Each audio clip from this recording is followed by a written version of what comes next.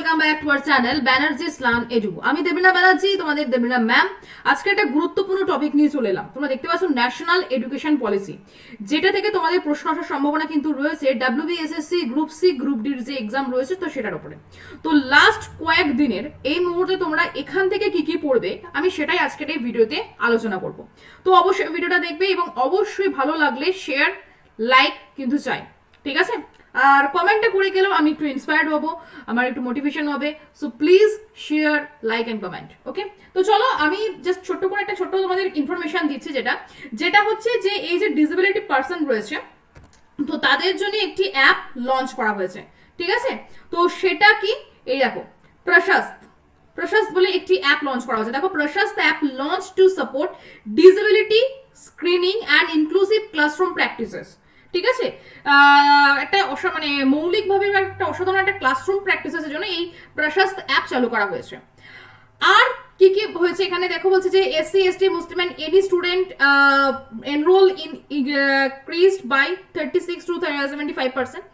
আর আরেকটা কথা বলি যে ন্যাশনাল এডুকেশন পলিসি এটা এবছর কিন্তু 5 বছর হলো, কারণ এবছর 2020-তে কিন্তু এটা শুরু হয়েছিল। এবার ন্যাশনাল এডুকেশন পলিসিটা কি, সিস্টেমটা কি হয়েছে সেটা আমি PDF তোমাদেরকে দেখাবো, সেটা আমি বলছি। আচ্ছা, আর কি কি অনলাইন পোর্টাল চালু হয়েছে তার আগে একটা ইনফরমেশন দিয়ে রাখি। 72% স্কুলে এই ইন্টারনেট সার্ভিস কিন্তু চালু হয়ে গেছে। বর্তমানে ভারতবর্ষের প্রায় 72% স্কুলে ইন্টারনেট অ্যাক্সেস রয়েছে। আচ্ছা, ডিজিটাল প্ল্যাটফর্ম কি কি রয়েছে? দীক্ষা, PME বিদ্যা, বিদ্যাঞ্জলি, জাদুই পেতারা, এটা হচ্ছে AI পাওয়ার্ড একটা, আর AI tools like Kathasakhi and teacher তারা, এগুলো। সো এইগুলো কিন্তু একটু ভালো করে দেখে যাবে, ঠিক আছে?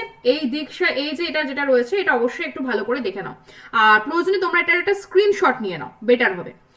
আর এই কয়েকদিনে তোমরা কিভাবে কি পড়াশুনো করবে, কিভাবে নিজেদেরকে প্রিপেয়ার করবে গ্রুপ সি গ্রুপ ডির জন্য, তো সেটার জন্য যদি কোনো হেল্পের তোমাদের প্রয়োজন হয় তোমরা আমাকে ফোন করতে পারো।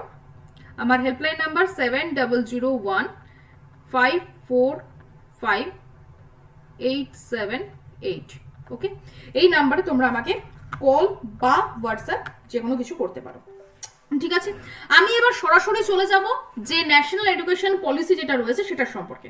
তো চলো শুরু করা যাক আজকের আলোচনা। এক সেকেন্ড। ন্যাশনাল এডুকেশন পলিসিটা একদম সম্পূর্ণ গভর্নমেন্ট, এটা PDF তোমাদেরকে দেখাচ্ছি। এখান থেকে যেটা দেখবে সেটা হচ্ছে, এক সেকেন্ড,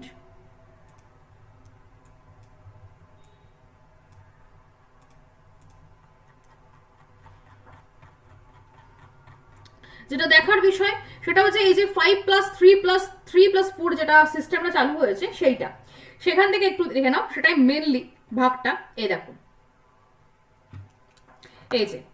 এই যে 5 বছর এইখানটায় থাকছে, এই 5 বছরকে 2+3 দুটো ভাগে ভাগ করছে। 2 বছর প্রথম শ্রেণী থেকে দ্বিতীয় শ্রেণী, যেটা হচ্ছে 6 থেকে 8।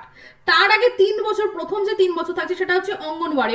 আমরা জানি যে ICDS, integrated child development scheme, তাই তো, সার্ভিস। তো এই যে অঙ্গনওয়াড়িটা হচ্ছে প্রি স্কুল, কারণ আমরা স্কুলে যাওয়ার আগে অঙ্গনওয়াড়িতে আমাদেরকে যেতে হয়। তো এখানে আমাদের 3 বছর কাটবে, সেটা হচ্ছে 3 বছর থেকে 6 বছর, মানে বাচ্চা কথা বলা শুরু করবে আর চলো স্কুলে যায়। আর কিন্তু অঙ্গনওয়াড়ি কিন্তু অ্যাকচুয়ালি মায়ের প্রেগনেন্সি থেকে, আর বাচ্চাদের স্কুলের ব্যাপারটা যেটা শিক্ষা ব্যাপারটা থাকছে সেটা হচ্ছে 3 বছর থেকে 6 বছর, মানে এই 3 বছর অঙ্গনওয়াড়ি, ঠিক আছে? আর বাকি 2 বছর হচ্ছে প্রথম থেকে দ্বিতীয় শ্রেণী, যেটা আমরা স্কুলে প্রাইমারি স্কুলে যাচ্ছি। তারপরে 3 বছর যেটা আমাদের 5+3+3+4 যেটা থাকছে, এই 5 বছরটা কিন্তু অঙ্গনওয়াড়ি এবং অঙ্গনওয়াড়ি থেকে প্রাইমারি স্কুল। তারপরে 3 বছর হচ্ছে তৃতীয় শ্রেণী থেকে পঞ্চম শ্রেণী, 8 বছর থেকে 11 বছর, এবং তারপরের বাকি 3 বছর ষষ্ঠ থেকে অষ্টম শ্রেণী, মানে ক্লাস 6 to 8, 11 to 14, যারা আপার টেট দিতে চলেছো তাদের জন্য এই 3 বছর, ঠিক আছে? মানে তোমাদের জন্য 3 বছর না, তোমরা এই স্টেজের 3 বছরের স্টুডেন্টদেরকে পড়াবে, যেটা হচ্ছে মিডিল স্টেজ বলছে, এটা 6 to 8।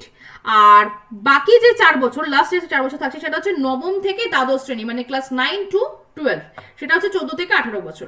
এবার এই যে প্রত্যেকটা স্টেজ রয়েছে 5 বছর, প্রথম জীবনে প্রথম যে 5 বছর, সেই 5 বছরের স্টেজটাকে বলা হচ্ছে ফাউন্ডেশন, ঠিক আছে, ফাউন্ডেশন, মুখে তো প্রথমে ফাউন্ডেশন দেয়, তাই তো? তো তারপরে যে 3 বছর সেটা হচ্ছে প্রিপারেটরি, প্রিপেয়ার্ড হচ্ছি আমি ফাউন্ডেশন মাখলাম, তারপরে আমি প্রিপেয়ার্ড হচ্ছি বেরোবো বলে। দেন মিডল স্টেজ, আমি শাড়িটারি পরেছি বা ড্রেস আপ করেছি, চলো এবার আমি ডানা গজাবে, so that is secondary stage. আমি এবার আমার ডানা গজিয়েছি, আমি বড় হয়েছি, আমি প্রাপ্তবয়স্ক, তাই তো? Adult, but adult is in age 18, 14 বছরে কিন্তু অ্যাডাল্ট নয়, ঠিক আছে? তখনও কিন্তু আমরা নাবালিকা বা নাবালক। তো প্রথমে ফাউন্ডেশন মাখলাম, দেন প্রিপারেটরি, প্রিপেয়ার্ড হচ্ছি, দাঁড়া ফাউন্ডেশন মেখেছি, প্রিপেয়ার্ড হচ্ছি, দেন মিডল স্টেজ মানে জামা কাপড় পরেছি, অ্যান্ড দেন সেকেন্ডারি, ঠিক আছে? So foundation, preparatory, middle and secondary, ঠিক আছে? 5 বছর, 3 বছর, 3 বছর, 10 বছর, 4 বছর। তো প্রথম শ্রেণী থেকে 6 বছর বয়সে শুরু হওয়ায় 3 থেকে 6 এই বয়সের শিশুরা বর্তমানে 10 টু 10+2 এই কাঠামোয় অন্তর্ভুক্ত নয়। মানে আমাদের যেটা আগে ছিল 10+2 মানে 9, 10 আর 11, 12, ঠিক আছে? বাট এটা এখন হয়ে গেছে 4 বছরের, ঠিক আছে?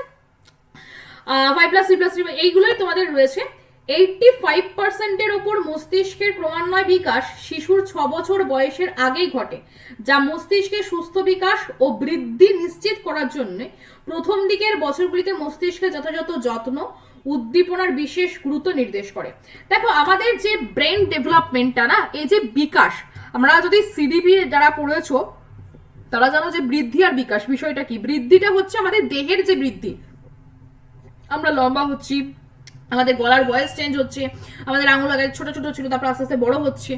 তো এই যে বড়টা এটা হচ্ছে বৃদ্ধি, শারীরিক বৃদ্ধি। আর বিকাশটা কি? বিকাশ হচ্ছে ডেভেলপমেন্ট, মানে আমাদের ম্যাচুরিটি। আমরা ছোটবেলায় যেরকম কথা বলেছি আমরা কি এখন সেভাবে কথা বলি?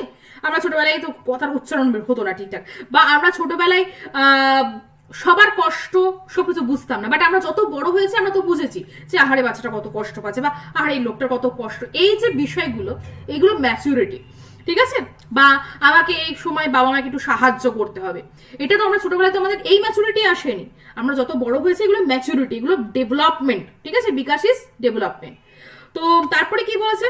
প্রারম্ভিক শৈশব বিকাশ, যত্ন ও শিক্ষার সার্বজনীন বন্দোবস্তের মাধ্যমে এইভাবে 2030-এর মধ্যে যত তাড়াতাড়ি সম্ভব অর্জন করা উচিত, যাতে নিশ্চিত করা যায় যে প্রথম শ্রেণীতে ভর্তির সমস্ত শিক্ষার্থীদের জন্য প্রস্তুত।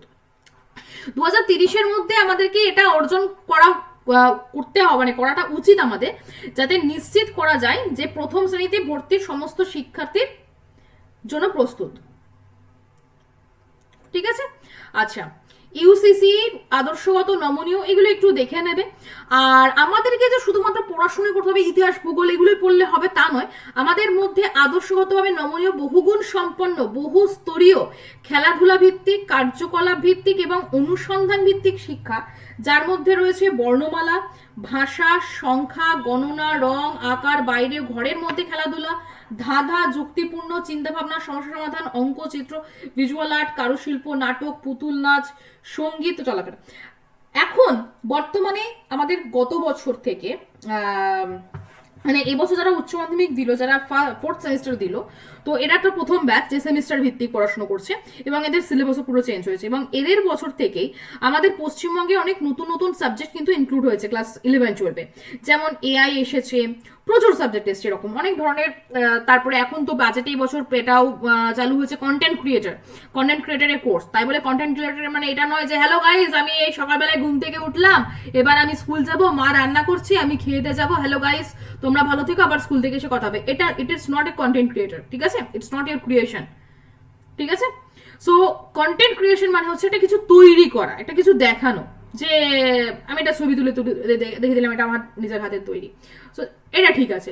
এবং এর সাথে সাথে এখন এটাও চিন্তা ভাবনা চলছে যে 14 বছর পর্যন্ত শিশুদের কোনো ইনস্টাগ্রাম, হোয়াটসঅ্যাপ, ফেসবুক, কোথাও কোনো পেজ বা কোনো প্রোফাইল কিছু থাকবে না, এটা এবং ম্যান্ডেটরি করা হচ্ছে। এটা আমার মনে হয় অবশ্যই উচিত, অবশ্যই এটা উচিত। এখন তো এমন কিছু কিছু বাবা মা রয়েছে যে জন্মানোর সাথে সাথে বাচ্চার প্রোফাইল করে দিচ্ছে। সো এটা একদমই ভালো না। হ্যাঁ, বাচ্চাটার জ্ঞান নেই যে what is the Facebook, what is the Instagram, but বাচ্চাটা ওই 2 মাস বয়স থেকে বোঝা যাচ্ছে মা সারাদিন ফেসবুক করছে, এটা খুব ভালো জিনিস, চলো আমিও করি। হ্যাঁ, হাতে মোবাইল পেলেই মুখে হাসি, না, এটা একদমই ভালো না। মোবাইলের জায়গায় বই দিয়ে দিলে মনে হয় আরেকটু বেশি ওই হাসিটা ভবিষ্যতেও থাকবে। বাচ্চা বয়সে মোবাইল হাতে দিলে সেই হাসিটা তার কিছুক্ষণ তাৎক্ষণিক, কিন্তু যদি হাতে সেই মুহূর্তে আমরা বই দিয়ে দিই, ছোটদের রামায়ণ মহাভারত বা টিনটিন বা কিছুটা দিয়ে দিলাম, বা একটা কোনো আঁকার বইটাই দিয়ে দিলাম, তো সেই বাচ্চাটা না ভবিষ্যতেও হাসবে এবং তাকে সবাইকে হাসাতে পারবে এরকম। তো যাই হোক, কথাগুলো যদি খারাপ লেগে থাকে সরি, মানে এটা বাস্তব এবং সত্যি কথা।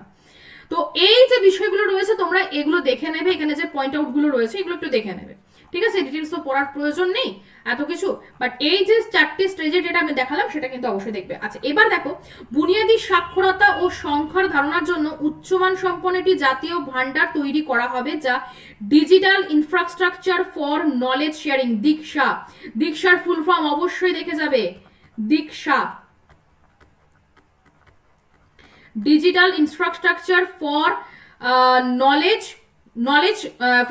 শেয়ারিং, ঠিক আছে? দীক্ষাটা দেখে যাবে। শিক্ষকদের সহায়তার জন্য প্রযুক্তির ব্যবহার করা হবে, শিক্ষক ও শিক্ষার্থীদের মধ্যে বিভিন্ন যদি ভাষাগত সমস্যা বিদ্যমান থাকে তার সমাধান করতে সাহায্য করা হবে, পরীক্ষামূলকভাবে প্রযুক্তির প্রয়োগের ওপর পর তা বাস্তবায়িত করা হবে।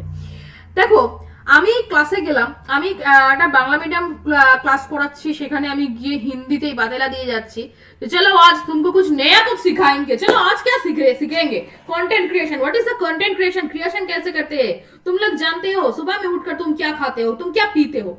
अगर এই কথাগুলো যদি সেই বাচ্চাগুলো না বোঝে, তারা কি করে তারা অর্জন করবে, অ্যাচিভ করবে। সো আমার প্রথম পড়াশোনার বা পড়ানোর ধাঁচটাই হবে মাতৃভাষা, মানে বাচ্চাদের যে মাতৃভাষা সেই ভাষাতে আমাকে তাকে পড়াতে হবে। তাহলে আমাকে বাংলা মিডিয়ামে পড়াতে গেলে বাংলা শিক্ষককে নিয়োগ করতে হবে, এগুলো করতে হবে। আচ্ছা, বর্তমান শিক্ষা সংকটের কারণে সার্বজনীন বুনিয়াদী সাক্ষরতা ও সংখ্যা ধারণার অর্জনের লক্ষ্যে শিক্ষকদের সহায়তা করার জন্য সমস্ত এই পয়েন্টগুলো একটু দেখে নেবে, এখানে প্রচুর পয়েন্ট রয়েছে, জাস্ট একটু করে দেখে নেবে। আচ্ছা, এবার আমি একটা বলবো, বলি ড্রপ আউটের হার কম করা ও সর্বস্তরে শিক্ষার সার্বজনীন বিস্তার করানো। এখানে ড্রপ আউটের যে সংখ্যাগুলো বা পার্সেন্টেজগুলো রয়েছে সেগুলো একটু দেখে নিও। জিআর 90.9%, যেখানে 9-10 শ্রেণী এবং 11-12 এর জন্য 79.3%, 56.3% 2017-18। আর এতটা পুরনো তোমাদেরকে দেবে না আশা করছি, ড্রপ আউট মানে পড়তে হঠাৎ করে পড়া বন্ধ করে দিল, ঠিক আছে? এইগুলো তো, এবং এখানে আছে শিশুদের পাঠ্যক্রম, শিক্ষণ পদ্ধতি, শিক্ষা সার্বভৌম, সমন্বিত, আনন্দদায়ক, আকর্ষণীয় হওয়া উচিত। এই যে আমাদের যে 4টে ভাগে ভাগ করা হয়েছে, 4টে স্টেজ রয়েছে, foundation, preparatory, middle and secondary, এই যে 4টে বছর রয়েছে, তো সেখানে আমাদের কিভাবে পড়ানো উচিত সেই বিষয়গুলো এখানে বলা আছে। এই যে দুটি স্তর অঙ্গনওয়াড়ি, পূর্ব প্রাথমিক স্কুলে 3 বছর প্লাস প্রাথমিক স্কুলের প্রথম ও দ্বিতীয় শ্রেণীতে 2 বছর, উভয় স্তরে 3 থেকে 8 বছর পর্যন্ত। প্রস্তুতিকরণ প্রিপারেটরি স্টেজ 3 থেকে 5 থেকে 8 বছর, 11 বছর, 8 থেকে 11 বছর। মধ্যম স্তর মিডিল স্টেজ ক্লাস 6 to 8, যেটা হচ্ছে 11 থেকে 14। মাধ্যমিক স্টেজ বা মাধ্যমিক স্তর যেটা হচ্ছে 9 to 12, যেটা হচ্ছে 14 থেকে 18 বছর, ঠিক আছে? এবার এখানে যেটা বলেছে যে ফাউন্ডেশনাল স্তরটি 5 বছরের নমনীয়, যেটা আমি তোমাদেরকে বুঝেছি, এই বিষয়গুলো এখানে দেওয়া আছে, ঠিক আছে? আর আমাদেরকে যে শুধুমাত্র এই মানে কয়েকটা সাবজেক্টে সীমাবদ্ধ থাকতে হবে তাই না, আমাদের বিভিন্ন সাবজেক্টে ছড়িয়ে যেতে হবে, বিভিন্ন সাবজেক্ট পড়াতে হবে, বিভিন্ন সাবজেক্ট সম্পর্কে জানাতে হবে, এবং প্রত্যেকটা পড়ানো আমাদেরকে প্র্যাকটিক্যালি বোঝাতে হবে। যে আমি হিস্ট্রি পড়ালাম, গড় করে হিস্ট্রি পড়িয়ে গেলাম, এ দেখো মোগল যুগ, আজকে তোমাদেরকে মোগল যুগ পড়াবো, বুঝেছো? তাহলে মোগল যুগ তোমাদের শোনো, মোগল যুগে না একটা কবিতা বলছি শোনো, বাবার হলো আবার জ্বর সারলো ওষুধে, এটা মনে রাখার ট্রিক্স আছে, দেখো এভাবে না। আমাকে মোগল যুগ পড়াতে গেলে মুঘল যুগের ম্যাপটাকে দেখাতে হবে, যে মুঘলরা এইভাবে ভারতে এসেছে এবং ইব্রাহিম লোদির একটা রাজত্ব সেই সময় চলছিল। তাহলে ইব্রাহিম লোদিকে, সেটা তার আগে আমাদেরকে পড়ানো হয়েছে, ইব্রাহিম লোদিকে আক্রমণ করেছে। কিন্তু জানো তো, ইব্রাহিম লোদির আগে দৌলত খাঁ লোদি বাবরকে ইনভাইট করেছিল, এবং মোগলরা যে প্রথমবারই এসে যে ঠাইনা করে গুলি চালিয়েছে তা নয়, এর আগেও কিন্তু মোগলরা আরেকবার চান্স নিয়েছিল, ইলতুৎমিশের আমলে চেঙ্গিস খাঁ এসেছিল। এই বিষয়গুলোকে তাদের যত তাদেরকে গল্পের ছলে আমি বোঝাবো তত তাদের ভালো লাগবে। আমি প্রথম দিন ক্লাসে গিয়ে আমি বললাম, চলো আজকে মোগল যুগের ধ্বংসের কারণ লেখাবো, চলো লেখো। হ্যাঁ না, কোনোদিনই লিখতে খুব একটা ভালো লাগবে না, ভালো লাগে না স্টুডেন্টদের। আমরা যদি তাদেরকে গল্পের ছলে হেসে খেলে বা প্র্যাকটিক্যালি জিনিসটাকে বোঝাই, তাই খুব ভালো হবে। হ্যাঁ, তাই বলে কি মোগল যুগ মানে তাদেরকে আমি দিল্লিতে এক্সকারশনে নিয়ে যাবো না, আমি ম্যাপ নিয়ে আসি, আরো ভালো হয়। স্কুলটাকে যদি আরো মডিউল করতে পারি আমরা, পিপিটির মাধ্যমে দেখায়, একটা প্রজেক্টের মাধ্যমে দেখায়, ডিজিটালাইজেশন হচ্ছে সব কিছু। সো এগুলো হতে পারলে আরও গ্রো করবে, ঠিক আছে? তো এই বিষয়গুলো তোমাদের রয়েছে। এখান থেকে আশা করছি খুব একটা ডেপথে কোয়েশ্চেন দেবে না, তো তোমরা এগুলো একটু দেখে নেবে, আর ওই চারটে স্টেজের ওটা একটু দেখে নেবে, আর যে অ্যাপগুলো বললাম প্রথমেই যেগুলো বলেছি সেই অ্যাপগুলো একটু দেখে যাবে, ঠিক আছে? আর এখানে ডিটেলস দেওয়া আছে।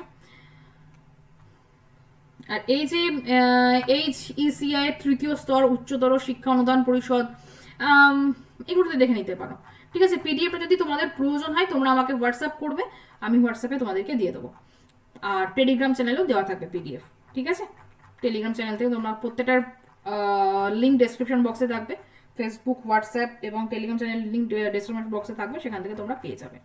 তো এই গেল আমাদের ন্যাশনাল এডুকেশন পলিসি, যেটা জাতীয় শিক্ষা পলিসি যেটা বলা হচ্ছে, এবং এটা এবছর 5 বছরে পা দিল। 2020-তে চালু হয়েছিল, এবছর 2025, 5 বছর হলো, ঠিক আছে? আচ্ছা, এখানে কিছু অ্যাব্রিভিয়েশন সংক্ষিপ্ত নাম আছে, এইগুলো একটু দেখে নিও। ABC, academic bank of credit, AI, artificial intelligence, এইগুলো কিন্তু দেখে নেবে, ঠিক আছে? এইটাই তোমাদের বড় কাজ থাকবে, এটা অবশ্যই দেখে রাখবে। ক্লিয়ার? সো আশা করছি তোমাদের এই ন্যাশনাল এডুকেশন পলিসি সম্পর্কে বোঝাতে পেরেছি। এবং এখানে কি ধরনের কোশ্চেন আসতে পারে, ওই যে 4টে স্টেজের ওখান থেকেও কোশ্চেন আসতে পারে, অ্যাপগুলো থেকে আসতে পারে, এই ফুল ফর্মগুলো থেকে আসতে পারে, ঠিক আছে? এখান থেকেই আসবে। 4টে স্টেজে কি কি নাম সেটা দিতে পারে, বা আমাদের যেটা ফাউন্ডেশন স্টেজ যেটা রয়েছে সেখানে কত বছর কাটাতে হবে, সেই বিষয়গুলো দেওয়ার সম্ভাবনা রয়েছে, ঠিক আছে? আর অ্যাপ যেগুলো প্রথমে বলে দিয়েছিলাম, অ্যাপ বা পোর্টাল যেগুলো আছে সেগুলো দিতে পারে। তো এইগুলো একটু অবশ্যই ভালো করে দেখে যাও, এখান থেকে তোমরা প্রশ্ন পাবে আমার করানো থেকে আশা করছি। আর এই যে ডিসেবিলিটি পার্সনদের জন্য যেটা অ্যাপটা রয়েছে প্রশস্ত, আর এই যে পোর্টালগুলো রয়েছে ডিজিটাল প্ল্যাটফর্ম, এগুলো, ঠিক আছে? তো ক্লাসটা কেমন লাগলো অবশ্যই জানাবে, ভালো লাগলে একটা লাইক, কমেন্ট অ্যান্ড শেয়ার কিন্তু করবে, ঠিক আছে? আজকের মতো এখানেই শেষ করছি ব্যানার্জিস লার্ন এডুর এই ক্লাস। ভালো থাকো, সুস্থ থাকো, সাবধানে থাকো, আর মন দিয়ে পড়াশোনা করো। আগামী দিনে এই চ্যানেলে তোমরা অনেক ক্লাস পাবে, প্রত্যেকটা পরীক্ষা স্পেশাল ক্লাস পাবে, এবং ব্যাংকিং অ্যাওয়ারনেসের ক্লাস আমি নিয়ে আসবো ব্যাংকিং স্টুডেন্টের জন্য, শেয়ার করে দাও। থ্যাংক ইউ, দেখা হচ্ছে পরবর্তী ভিডিওতে। ভালো থাকো, সুস্থ থাকো, সাবধানে থাকো, থ্যাংক ইউ।